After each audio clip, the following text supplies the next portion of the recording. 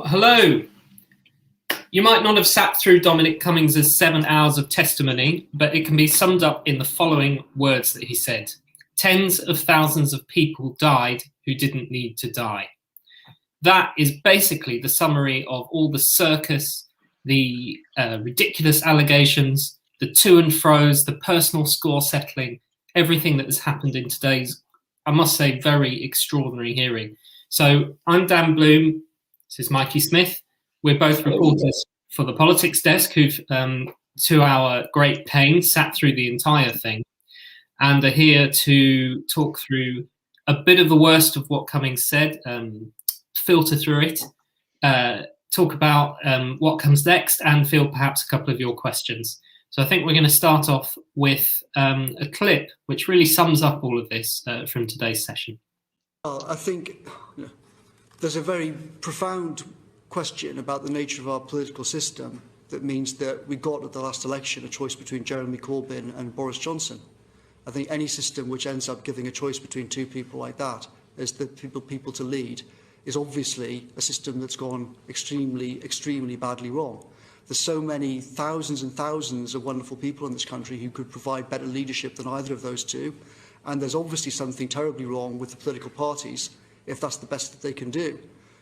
It's also the case that I don't exclude myself from this. Like, in any sensible, rational government, it is completely crazy that I should have been in such a senior position, in my personal opinion.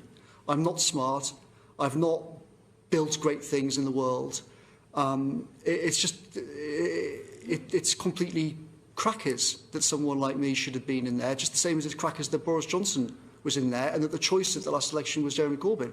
It's also the case that there are wonderful people inside the civil service. There are brilliant officials all over the place, but the system tends to weed them out from senior management jobs. And the problem in this crisis was very much lions led by donkeys. Lions led by donkeys. So Dominic Cummings says he wasn't up to the job, he didn't see it coming, and neither did pretty much anyone. Was that your top line, Mikey? Was that the biggest thing you took from it, or was there more? I think that was the thing that I thought the public would possibly relate to the most. I think saying that it's, in his words, crackers, that Boris Johnson and himself found themselves in charge of the country, particularly at a time of national crisis. For me, that was one of the big moments of the session. The whole idea that Number 10 at a time of such crisis was led by people who, as Cummings said, were maybe not the best people in the world to lead such a fight back. It's not. Sometimes it feels like it's not so bad having bad politicians when nothing's at stake, but when hundreds of thousands of lives are at stake, these things tend to hit home a little bit more. So let's go through some of the detail of what he said. He said that tens of thousands of people died who didn't need to die. He said that Boris Johnson was essentially anti-lockdown the whole time, had said he shouldn't have done lockdown 1 and he should have been like the mayor in Jaws. He said that neither he nor Boris Johnson had any idea for weeks that people weren't being tested when they left hospital for care homes. That meant that COVID was seeded into care homes and tens of thousands of people died. He said a top official admitted, we are we are going to kill thousands of people, yet it was 10 days after that before the lockdown happened. He said that Boris Johnson thought it was all just a scare story. He said that the view of officials was he shouldn't come to Cobra because he would just sit there and say, it's harmless, I'll get injected with it on TV to show people it's not scary. This isn't just a conspiracy theory, if you believe what Dominic Cummings is saying. He says that the top civil servant, not political operative, but a civil servant, the cabinet secretary, told the Prime Minister to go on TV and explain to people that herd immunity is needed, and it's like chickenpox parties. We need people to get this disease because that's how we get herd immunity by September. So he's painting a very powerful picture here of essentially people who had no idea what was coming down the track. However, he is also playing the blame game and settling some personal scores, isn't he? Yeah, I mean, the question of whether Dominic Cummings is a reliable narrator, if you want to put it that way, is obviously a valid one to ask. There have been questions about whether he's told the truth on previous occasions. Obviously, he has a lot of skin in the game. He's got he's got scores to settle, and he is perhaps bitter at the way in which he was not allowed to get his way while he was in number 10. I've thought about this a lot. And there are some people who sort of say you should completely discount what he says. Why even bother listening to him? Because, you know, we know from history that he's sometimes not he maybe not be the most reliable person to listen to. The way I think about it is think about him as like a defecting spy. So when you're interrogating a spy who's defected to your country, you know that, you know, there's some of it that is going to be coloured by having been sort of in the thick of it, you know, in the bunker, having that information fed to him at the time, and, you know, seeing it from the inside rather than the outside. There's some of it that's going to be score settling and have an agenda behind it, but through it is going to be sort of pockets of absolutely vital information that you have no way of getting in any other way. And that's so I think you ignore him at your peril. I think you would be crazy to ignore everything he said, but just have those things in the back of your mind while you're listening to him. I thought the most striking thing about his score settling was while he railed and ranted and raved about Matt Hancock, he said that Matt Hancock was a liar who lied repeatedly, who lied in the cabinet room, who lied to the public, who should have been sacked 20 times. But Hancock has denied this, we shall say, for legal reason. But he saved none of that fire for sort of Rishi Sunak and, of course, his great ally in government, Michael Gove. So you already have people who are saying, well, hang on a minute, what is Dominic Cummings' aim here? Is he trying to get Boris Johnson out of office, or is this a mission to get to the truth? And it does seem rather incongruous that he has absolutely no words of criticism for Rishi Sunak, the man who, by all accounts, kind of, as Chancellor, was stopping a further lockdown in the future in last autumn, and lots of words of criticism from Matt Hancock, who, for all his, you know, style of politics and personal approach, which a lot of people criticize, he was generally kind of one of the more pro-lockdown members of the cabinet, as far as we can tell. So there's a lot of very complicated politics going on here, and that's before you even get to Carrie Symonds. So the PM's fiance. Which of us is going to talk about that? I mean, one thing that struck me was considering when Dominic Cummings was in number 10. So, you know, he was in number 10 last summer and in a position of some power and influence, but he has very little recollection or information about Eat Out to Help Out, which was the flagship policy of last summer and was, according to some studies, responsible for a significant spike in infections. But when asked about that, which was obviously Rishi Sunak's pet project, and when asked about that, he had very little to say. He said he wasn't really involved in it, didn't really know anything about it, which I thought was interesting. It's the timeline as well of him saying so. Dominic Cummings has presented the picture that he and a few other extremely clever people in number 10, around the second week of March, suddenly realised that the herd immunity policy, as he's called it, or delaying the peak and us getting to a natural peak rather than locking down, as the government would call it, wasn't going to work. It was going to kill hundreds of thousands of people, and that Boris Johnson would be remembered as the Prime Minister who let people needlessly die.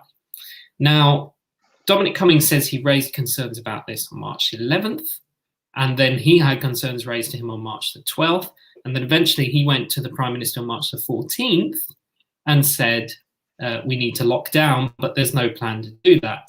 Now, remember, we eventually locked down on March the 23rd, and those sort of 9 to 14.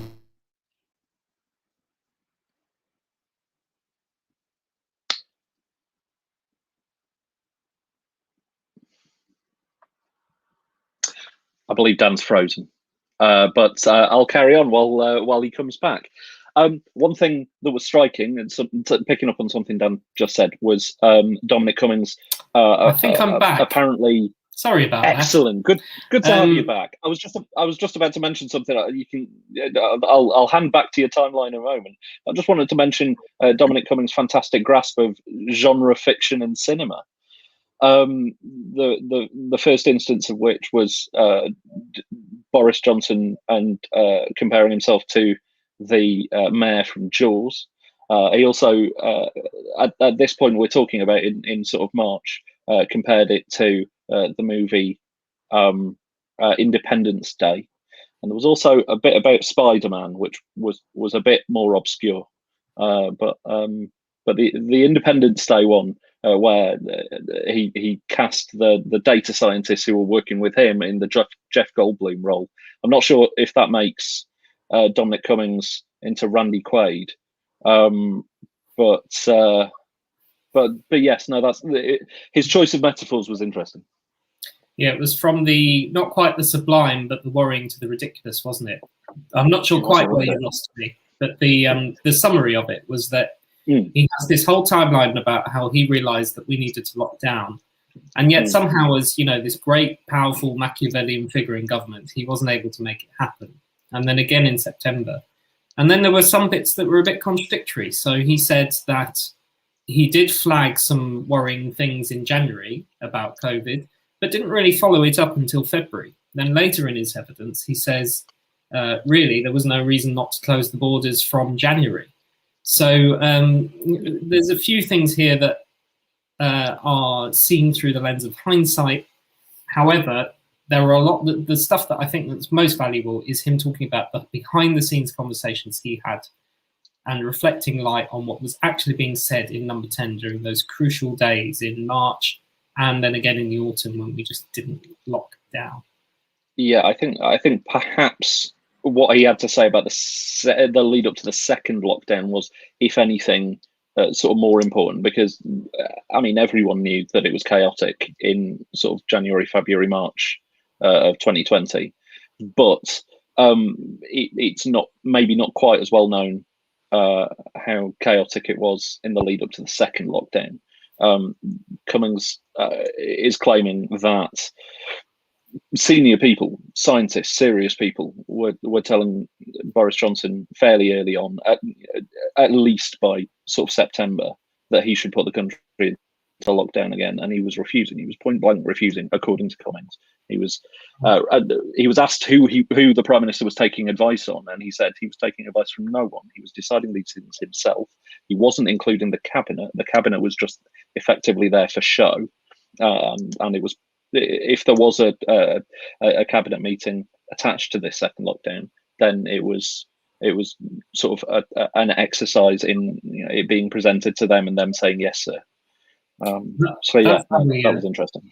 And that's also how we get to the most worrying bit, isn't it? About his bodies piled high comment. So the Prime Minister was accused. This is in October, after he very reluctantly agreed a second lockdown. He's said to have gone back into his office and ranted and raved, no more effing lockdowns, let the bodies pile high in their thousands.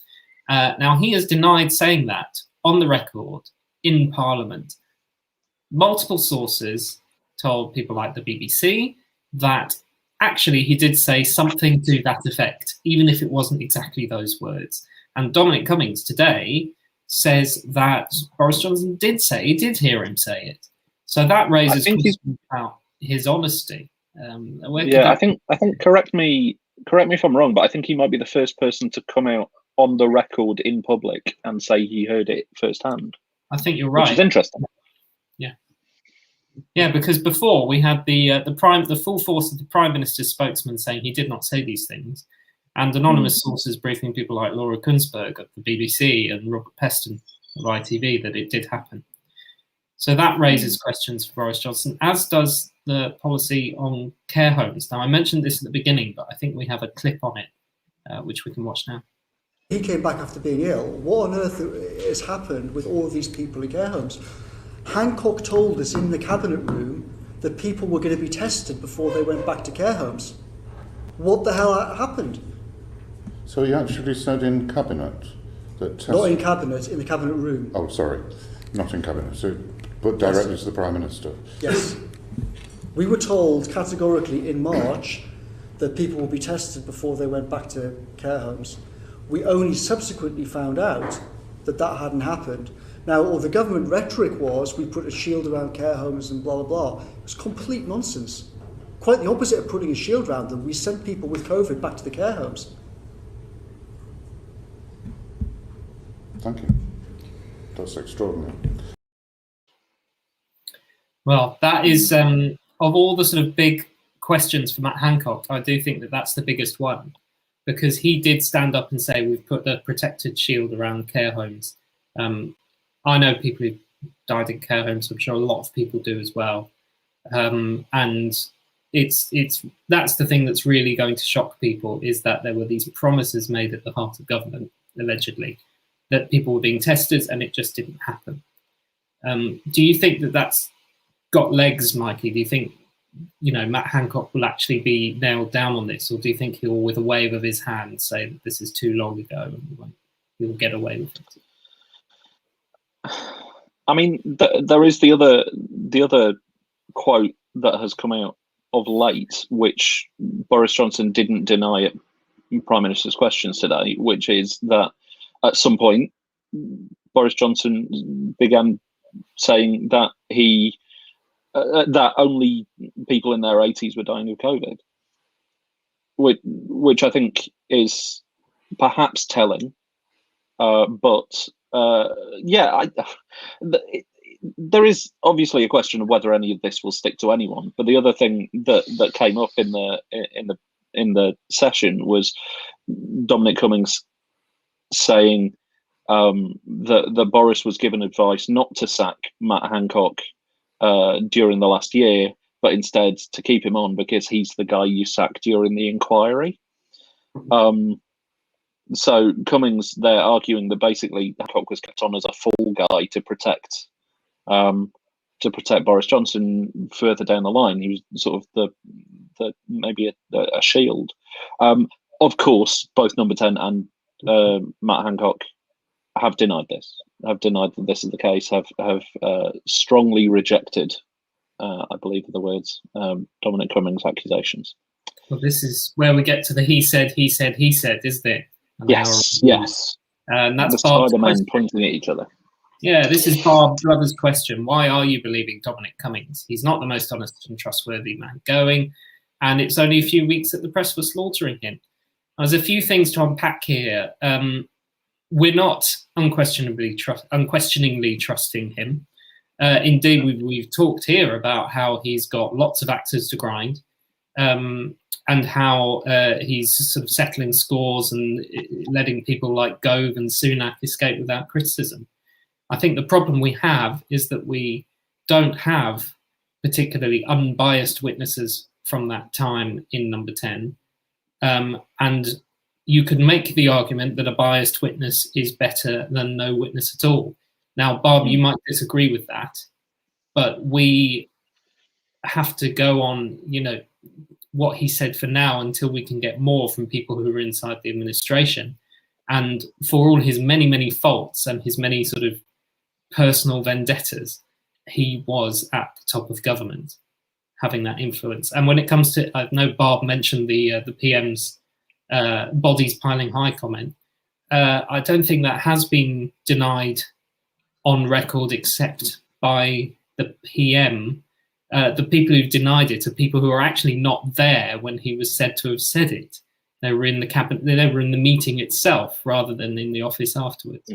So, of course, it comes down to who you believe, but it doesn't mean that we should ignore what Dominic Cummings is saying. It means that we should take it and filter it and apply a hefty sort of warning of caution to it. The other thing to sort of mention slightly is that a lot of the information we have about the chaos within Number 10 at this time is from anonymous sources, and we don't like anonymous sources. We prefer named sources. But the public, obviously, there's a big appetite for named sources to say things about things they witnessed firsthand, and this is what you have here. Obviously, you shouldn't. There's some of it you should maybe take with a pinch of salt, or appreciate that there's going to be some colour added to this. But there's going to be the question of sort of who can you trust. There's always going to be an amount of, okay, this person worked inside this administration, and if they're making claims after they've left, there's always going to be a certain amount of agenda that comes with it. But it doesn't mean you should discount everything that they say, because some of it's going to be true. Sorry to interrupt you there, Mikey. I was going to say, what do you think of Carol's suggestion? Shall we get lie detectors on all the witnesses giving evidence? It would certainly make it more entertaining, wouldn't it? I think it would. I think it would certainly make it more entertaining. I think you would have a dramatic reduction in the number of people who would agree to give evidence before committees. Also, don't lie detectors go on the amount of sweat on your palms and your pulse rate and stuff? And having sat in those rooms, those sort of airless, windowless rooms before, they do send your palms sweaty, even if you're not giving evidence. Yeah. Lee Taylor gives the other side. Cummings, I assume he means, has nothing to lose, so why not tell the truth? Good point. I mean, I would argue there's quite a lot to lose in terms of his already quite patchy reputation. But I think it's maybe a fair point. I think at this point, another question you have to ask yourself, as you would with a defecting spy, why are they defecting? How has it got so bad? What happened? I mean, Dominic Cummings has never been a Tory true believer. He was always, he always had sort of his own agenda, but he played for Boris Johnson's team for the best part of the last decade.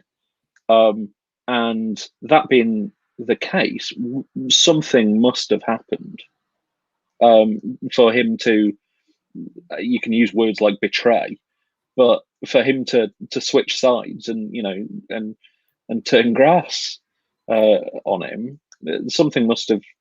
It must have been a pretty big thing, I think perhaps it goes beyond revenge at that point.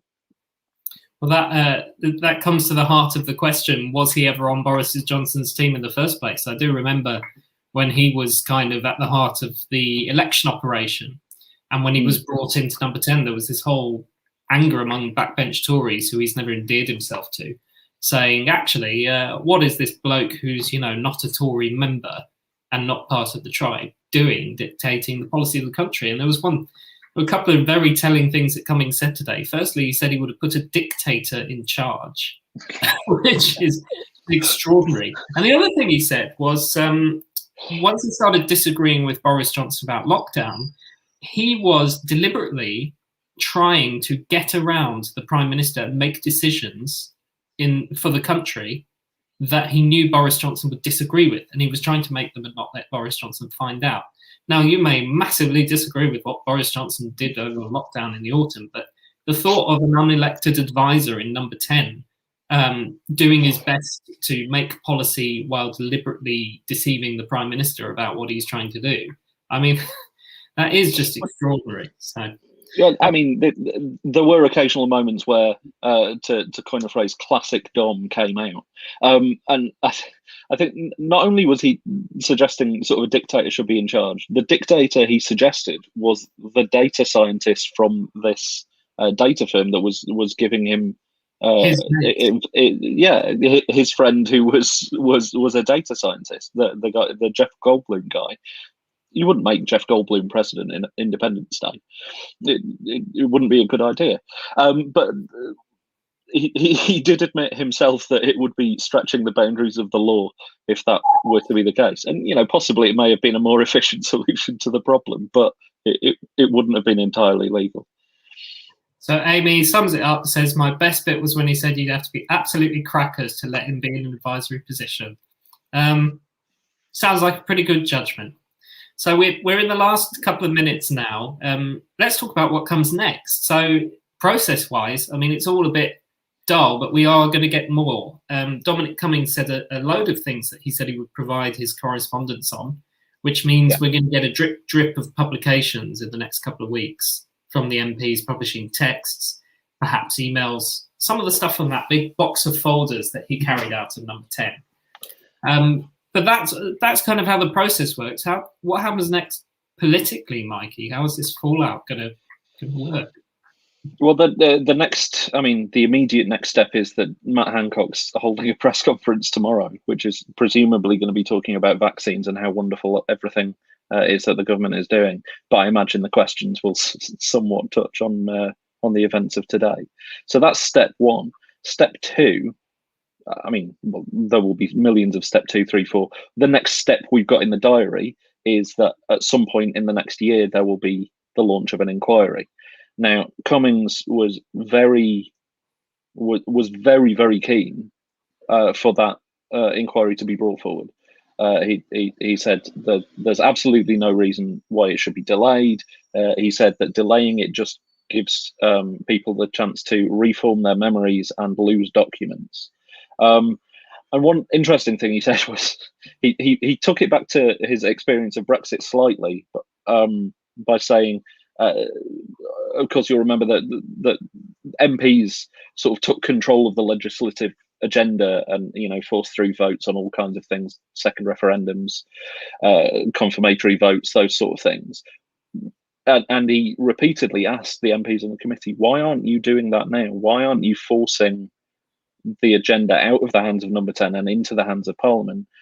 I mean, the answer to that question is that Dominic Cummings helped Boris Johnson get an 80-seat majority, and that wasn't the case at the time. It's possible he's forgotten about that slightly, but he makes a point.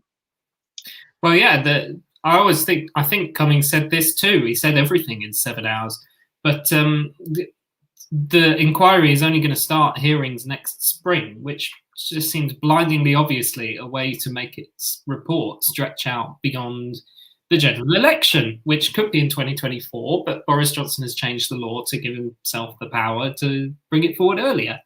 And I remember being in year 8 at school when we invaded Iraq, and I did a school project on it, and then being a fully working political journalist for the Mirror when the Iraq inquiry came out.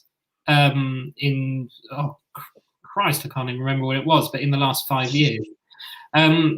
So I suppose it feeds into Tim's question. Why do we need to waste money on an inquiry, says Tim. Presumably, why can't we just let bygones be bygones?